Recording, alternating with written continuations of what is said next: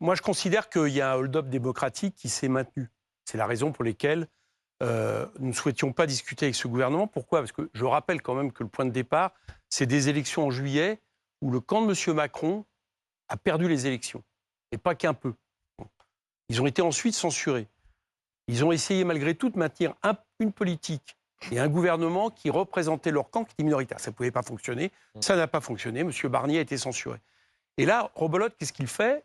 Il fait la même chose. C'est-à-dire, il remet un gouvernement composé de macronistes, quelques républicains, et pour appliquer la même politique économique. Parce qu'il faut bien comprendre que si M. Macron a voulu faire ça, c'est qu'il ne veut pas lâcher sa politique économique. Il l'a dit et redit sur les retraites, sur des politiques d'offres et de compétitivité, d'austérité. Donc ça, c'est le cadre. Et avec, en plus, il ne pouvait pas mieux faire. C'est-à-dire qu'à la fois, il mettait ces éléments-là et à côté, il mettait M. Retailleau, M. Darmanin, pour montrer qu'il comptait utiliser une même politique sécuritaire. Pardon, mais on peut refaire ce Donc à partir de là, ce qui s'est passé, c'est le nouveau Front populaire qui s'est divisé ces derniers jours. Vous me demandez comment convaincre. Mais j'ai compris que je n'avais pas à convaincre ma voisine. Mais convaincre ceux qui ne seraient pas assez convaincus. Ouais. Eh bien, moi, ce que je dis, c'est qu'on ne peut pas les laisser faire. On ne peut pas supporter pendant 3 ans encore dans ce pays une politique, en réalité, qui fait non seulement le malheur de notre pays, mais qui, en plus, je l'ai dit, est antidémocratique. Donc, il faut les censurer. Et pour les censurer, il n'y a qu'un moyen. C'est qu'arithmétiquement, il faut qu'on soit suffisamment pour les censurer. Donc, ça équivaut déjà à ce que tout le NFP, à un moment donné, censure. Ça équivaut aussi, je le dis sans problème, à ce qu'à un moment donné, tous les opposants qui ont été élus pour s'opposer à ce gouvernement le censurent. Donc ça commence par le fait que le 16, on s'assure au moins, puisque le Rassemblement national, pour l'instant, a le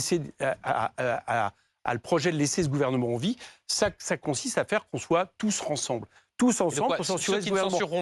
Ceux qui ne censureront pas, c'est quoi? C'est des traîtres, c'est pas des opposants. Mon objectif, aujourd'hui, là, on n'est pas demain. On verra ce que je dirai si ce n'est pas le cas. Mon objectif, c'est de faire en sorte que le Parti socialiste rejoigne la motion de censure qui a été déposée par des insoumis, des écologistes, quasiment tout le groupe GDR est communiste. Je dis ça parce qu'on nous a dit qu'on était isolés.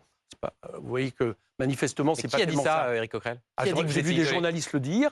J'ai vu certains. Qui a dit ça, Éric Coquerel? Mais des responsables politiques de quel parti? J'ai vu. Par exemple, M. Roussel l'a dit, je l'ai vu. Oui. D'accord. Il s'avère que. Et des responsables du Parti socialiste. Peut-être qu'ils l'ont dit, mais ça montre que c'est pas le cas. Donc, moi, mon objectif ce soir, comprenez-moi, c'est pas d'entretenir une polémique avec ceux qui, à mon avis, sont peut-être en train de revenir. Ce que j'estime à la raison. Je comprends que ça puisse vous choquer, mais ce que j'estime à la raison, pourquoi? Parce que hier, la déclaration générale de M. Bayrou a montré que nous avions raison, qu'il n'y avait rien à espérer. C'est bien, comme je le dis depuis une semaine, le budget empire que celui de M. Barnier qui se prépare, et c'est bien le fait qu'on continue la réforme des retraites. On continue de faire circuler la parole, mais juste